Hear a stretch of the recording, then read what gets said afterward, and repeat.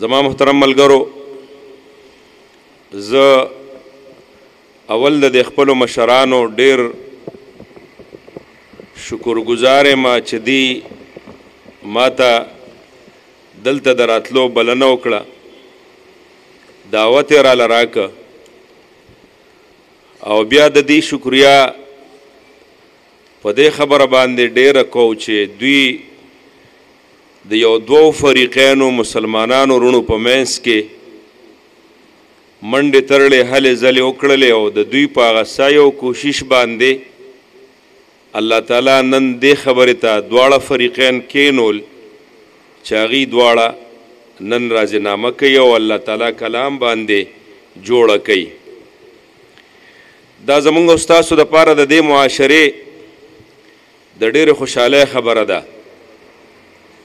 څنګه چې زمونږ محترم ورور قاسم صاحب وفرمایل او د هغې نه مخکې زمونږ صمد باچا صاحب ووی، نو صمد باچا صاحب خو ډېره عجیبه خبره وکړه چې صلح څوک کوي د جټانه خبره ده، یو وخت پې دلته ده او یوې جنت کې ده، خو که څوک یې روانوي نو یو وخت پې دلته ده او یوې جهنم کې ده.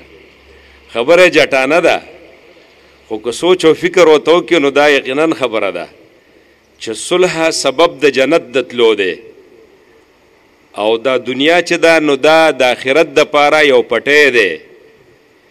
په دې دنیا کې دی چې څه وکړل نو په هغه آخرت کې به اورې به، نو که صلح دې وکړله نو دا سبب د جنت د تلو دی.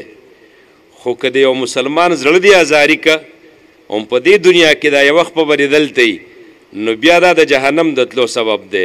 الله دې مونږ او تاسو ټول د جهنم نه وساتي. زمونږ شریعت او زمونږ د دین یو ډېر جامع معنی دین دی. زمونږ مذهب حق دی، زمونږ دین حق دی.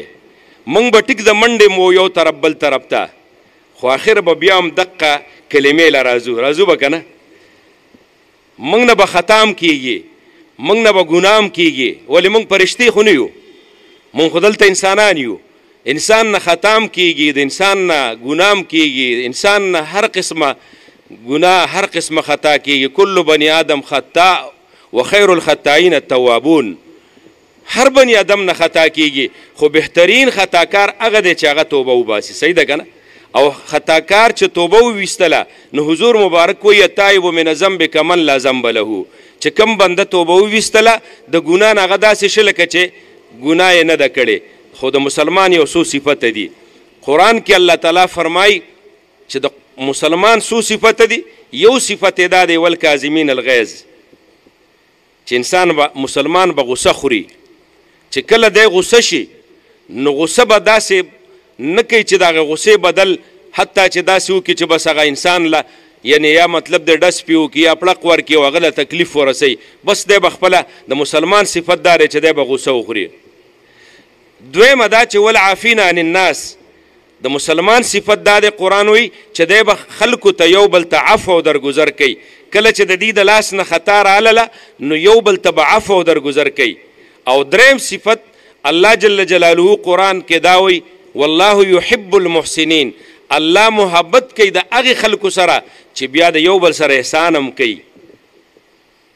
داسې هم نه چې ما معاف کړلې بلکې د یو بل سره به احسان هم کوي. که دغې بنده باندې تکلیف راته ته به زه او د هغې هغه تکلیف به د هغې نه لر کوې، ته هله مسلمان به حسابېږې او ته به هله د الله تعالی بنده حسابېږې. او زمونږ او ستاسو په معاشره کې الحمدلله همدغه شانته روانه وشي او بیا د هغې جوړه وشي، بیا د هغې نه پس د هغې خپله ورورولي وي او خپله جوړه وي. نو زه امید لرم چې د کمو فریقینو منځ کې په کومه خبره باندې هغه خبره ښکاره خبره ده، په کومه خبره باندې روانه راغلې ده، په کومه خبره باندې ناچاقي راغلې ده، امید دی چې دلته د الله د دې کلام په وړاندې چې دې کلام باندې لاس ږدي نو دوی به د زړه نه مکمل یو بل ته هغه خیرې وباسي. صحیح ده که نه؟ او دوی به دا وایي عهد به کوي چې الله دې ستاسو هم معافي نصیب کړي، زمونږ دې هم نصیب کړي، او آینده دپاره به انشاءالله یو بل ته هېڅ قسمه په زړه کې یو بل ته خیرې نه وي. او بیا به موږ خپله زندګي د خپلو وروڼو په شان ته تېرو. او دې مشرانو له دې الله تعالی نورم د حیا د عزت جون سره زمونږ او ستاسو ورکړي چې دقه شان په داسې روانو کې هغې مخکې کیږي او جوړې کوي نو انشاءالله العزیز دا معاشره به ډېره ښه طرف ته لاړه شي او د خوشحالۍ او د امن طرف ته به لاړه شي نو الله دې دوی لم د حیا او د عزت ژوند ورکړي او دا څومره ملګري چې راغلي دي الله دې په هر قدم په تله د نیکۍ کې کیږدي او زمونږ د دې ځای اصحاب المکان هغې ته دې الله تعالی د حیا عزت زندگی سره زمونږ ورکړي و آخر دعوانا ان